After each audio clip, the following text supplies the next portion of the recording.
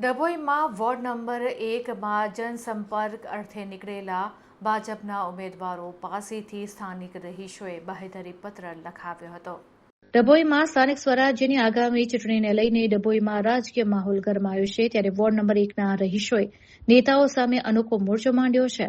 વર્ષોથી પાયાની સુવિધાઓ માટે વલખા મારતા સોસાયટીના રહીશોએ આ વખતે મૌખિક આશ્વાસનોને બદલે લેખિત પુરાવા માંગ્યા છે। ભાજપના ચારેય ઉમેદવારો પાસે રહીશોએ બાહેધરી પત્ર લખાવ્યો છે કે જો તેઓ ચૂંટાઈને આવશે તો પ્રાથમિક પ્રશ્નોનો કાયમી ઉકેલ લાવશે।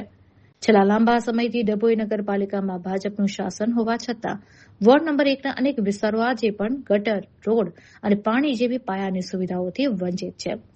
રહીશોની મુખ્ય ફરિયાદોમાં ચોમાસા દરમિયાન સોસાયટીઓમાં ઘૂંટણસમાં પાણી ભરાઈ જાય છે, જેને કારણે જનજીવન અસ્તવ્યસ્ત બને છે। ગટર લાઇનના અભાવે ગંદકીનું સામ્રાજ્ય ફેલાય છે અને ખખડધજ રસ્તાઓ રહીશો માટે માથાનો દુખાવો બન્યો છે। રહીશોએ સ્પષ્ટ કર્યું છે કે જો ઉમેદવારો ચૂંટાયા બાદ આ પત્ર મુજબના કામો પૂરા નહીં કરે તો આગામી સમયમાં સમગ્ર સોસાયટી ચૂંટણીનો બહિષ્કાર કરશે। દર વખતે ભરોસો કરીએ છીએ છતાં પણ આ વખતે અમારે લેખિત ખાતરી જોઈએ છે, તેમ સ્થાનિકોએ જણાવ્યું હતું। નેતાઓ માટે હવે ચૂંટણીના વાયદા ગળાનું હાડકું બન્યા છે, કારણ કે જનતા હવે સવાલ પણ પૂછે છે અને હિસાબ પણ માંગે છે।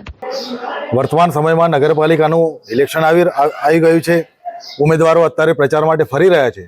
અમારી સોસાયટીમાં પણ ઉમેદવારો આવ્યા હતા, તો આ વખતે એક નવતર પ્રયોગ અમે કર્યો છે સોસાયટીએ કે સોસાયટીના જે મૂળભૂત પ્રશ્નો છે, ઉભરાતી ગટરો, પીવાનું ચોખ્ખું પાણી અને વરસાદી પાણીનો નિકાલ, એ સંદર્ભમાં દર વર્ષે આમ તો દુર્ભાગ્યપૂર્ણ કહેવાય કે દર વર્ષે ચૂંટણીના મુદ્દાઓ જ આ હોય છે કે ચોખ્ખું પાણી, ઉભરાતી ગટરનો નિકાલ અને વરસાદી પાણીનો નિકાલ, પણ સમસ્યાનું સમાધાન થતું નથી। એટલે આ વખતે જે બાહેધરી એ લોકોએ મૌખિક આપી હતી એ અમે લેખિતમાં લીધી છે અને અમારા કાર્યો સકારાત્મક રીતે પૂર્ણ કરશે જીતી જશે તો, એવું અમને બાહેધરી આપી છે, એનું અમે લેખિતમાં એ લોકો સાથે સહી સાથે લીધેલું છે।